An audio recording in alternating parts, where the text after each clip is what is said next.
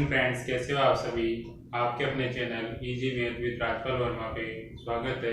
और अपन लेके चल रहे थे परसेंटेज का टॉपिक, जिसके अंदर हम पढ़ रहे थे फ्रैक्शन से कैसे अपन परसेंटेज को सोल्व करते हैं, और जो ऑफ होता है इनके बीच में 50% को 60, इस तरीके से कोई भी क्वेश्चन दिया हुआ होता है उसको अपन किस तरीके से सोल्व करते हैं। आज उसके बाद में अपन पढ़ने जा रहे हैं जो एग्जाम के अंदर क्वेश्चन आते हैं उसको अपन कैसे सोल्व करते हैं। चलिए स्टार्ट करते हैं। अपना टॉपिक आज का है परसेंटेज के अंदर जो एक में वृद्धि हो जाने के बाद में दूसरे कितनी कमी करनी होगी, ये चीज़ अपने को समझने के लिए किस प्रकार के क्वेश्चन करने होंगे वो चलते हैं लेके यहाँ पे देखिए। ठीक है,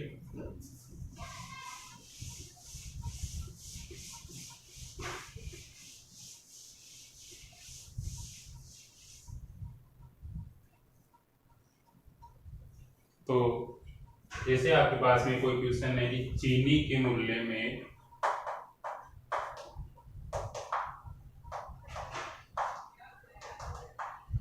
20% की वृद्धि हो जाने पे, चीनी के मूल्य में 20% की वृद्धि हो जाने पे कोई गृहिणी या कोई आदमी उसके खर्चे में कितनी कमी करे कि खर्च अपरिवर्तित रहे या उसका खर्च ना बढ़े। इस तरीके के क्वेश्चन आपके आते हैं। और 20% का मतलब मैंने आपको बताया था कि 20% को यदि अपन फ्रैक्शन के अंदर लिखेंगे तो 20% कितना होगा, 1/5 होगा।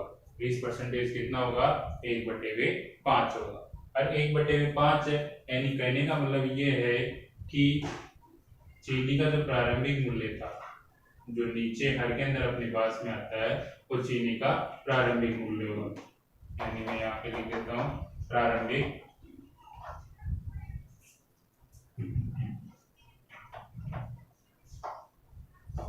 मूल्य, इनिशियल वैल्यू, ये है प्रारंभिक मूल्य। और ये होती है अपनी या तो वृद्धि होगी या फिर कमी होगी। वृद्धि होगी तो इसमें प्रारंभिक मूल्य में जुड़ जाएगी, और कमी होगी तो इसमें से घट जाएगी। तो जैसे इसने ये कहा कि चीनी के मूल्य में 20% की वृद्धि हुई, यानी पहले कितना था, 5 था। पहले मूल्य कितना था, 5 था। और अब कितना हो जाएगा इसका मूल्य, 5 + 1, यानी अब मूल्य कितना हो जाएगा, 6। पहले मूल्य 5 था और अब इसका मूल्य कितना हो गया, 6 रुपए हैं। ये अपने यहाँ पे अनुपात के अंदर होता है, यानी पहले 5 के रेशियो में था और इसका मूल्य कितने में हो गया, 6 के रेशियो में। तो इसी के साथ में अपने को आगे करना क्या है कि कितनी कमी करे खर्च के अंदर की उसका जो बजट है वैसा का वैसा ही रहे।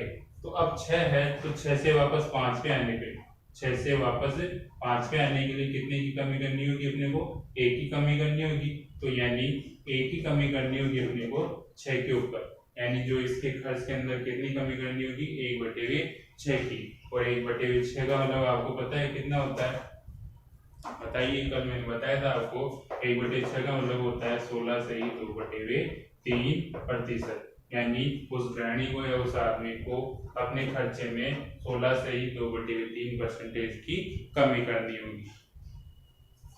और मैं यहाँ पे 1/6 का मतलब भी आपको बता देता हूँ किस तरीके से आता है। 1/6 गुणा 100 बराबर 100/6, यानी 100/6 का मतलब कितना हो जाएगा, 16 से ही 2/3%। तो इस तरीके से अपन इस तरीके के क्वेश्चन को करते हैं कि खर्च के अंदर वृद्धि हो जाएगी तो अब जो नया मूल्य है उससे वापस पहले पुराने मूल्य में जाने के लिए कितनी कमी करनी होगी, वो कमी तो यहाँ पे आ जाएगी, डिवाइडेड में 6 होगा। और जो फ्रैक्शन आते हैं अपन इसको इजीली सोल्व कर सकते हैं, जो मैंने आपको कल बताया था। नहीं भी आता तो अपन इस तरीके से भी कर सकते हैं, कोई दिक्कत नहीं है। ठीक है, स्क्रीनशॉट ले लीजिए इसका। बढ़ते हैं अपने नेक्स्ट क्वेश्चन की तरफ। और भी आपके पास में क्वेश्चन आ सकता है कि जैसे कि किसी व्यक्ति के वेतन में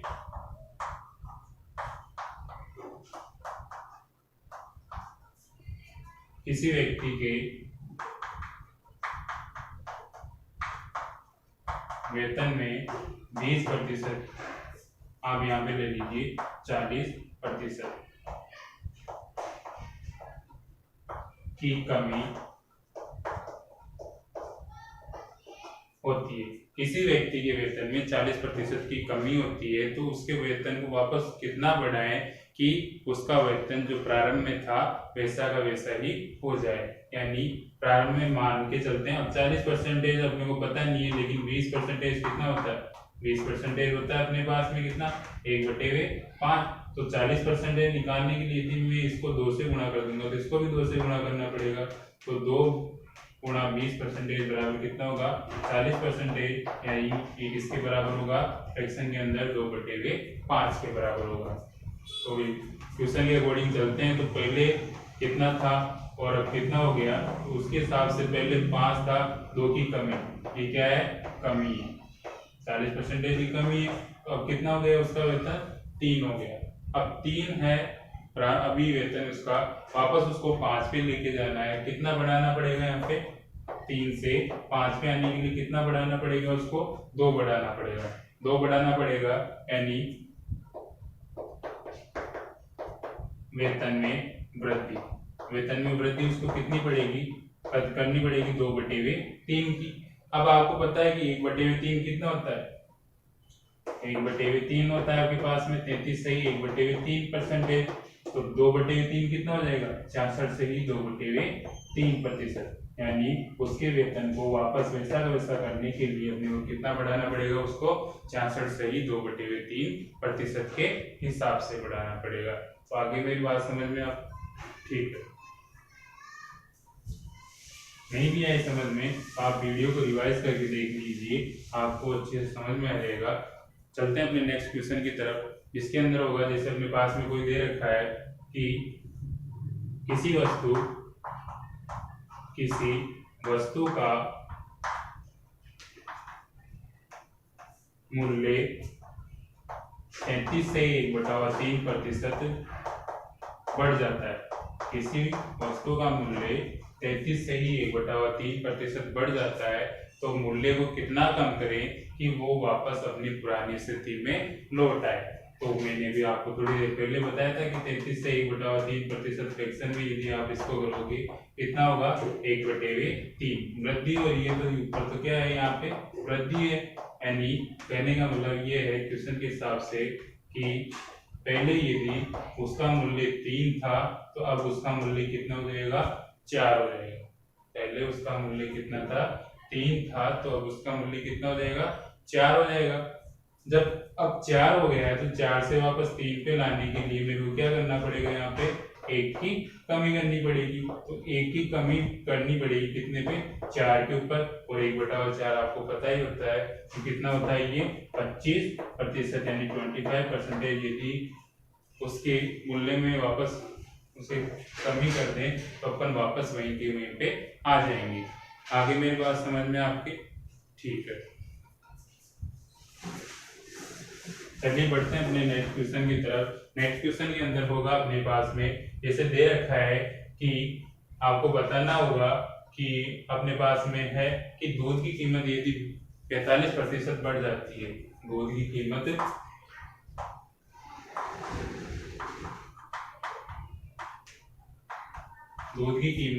45% बढ़ जाती है,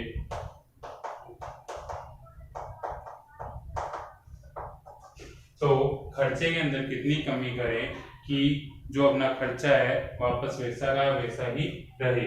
दूध की कीमत 45% बढ़ गई, आपको 45% पता नहीं है, लेकिन आपको मेरे को एक ख्याल से एक चीज पता होगी कि 5% बराबर कितना होता है, 5% जब आप लिखते हो कितना लिखते हो, 1/20 लिखा जाता है। 5% बराबर कितना लिखा जाता है, 1/20 लिखा जाता है। और 1/20 लिखा जाता है, यदि मैं इसको 5 से 45 बनाना चाहूँ तो 9 गुना कितना करना पड़ेगा मेरे को, 5%, तो इधर भी 9 से गुणा करना पड़ेगा। कितनी फ्रैक्शन आएगी इसकी, 9/20 आ जाएगी। यहाँ तक कोई किसी को दिक्कत।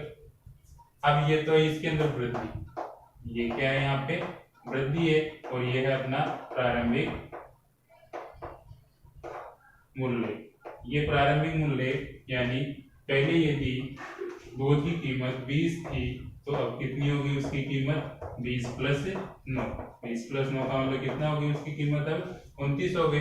अब वापस कह रहा है कि कितनी कमी करे, कितनी कमी करेगा ये, 29 के अंदर 20 आने के लिए माइनस के 9 की कमी करेगा। अब 9 की कमी करेगा कितने के ऊपर, तो ये चीज पता है आपको कितनी हो जाएगी, 9/29, और 9/29 की फ्रैक्शन आपको निकालना है। तो ये तो अपने पास है नहीं, तो इजी सा तरीका है, वापस हम क्या करेंगे, मल्टीप्लाई कर देंगे 100 से, 100 से मल्टीप्लाई कर देंगे, ऊपर कितना आ जाएगा 900 डिवाइडेड बाय 29। यहाँ तक किसी को कोई दिक्कत? और ये लगभग कितने के बराबर आ जाएगा, ये लगभग होगा अपने पास में 30%। कितने के बराबर होगा ये अपने पास? लगभग 30% की। और सही से निकालना चाहो तो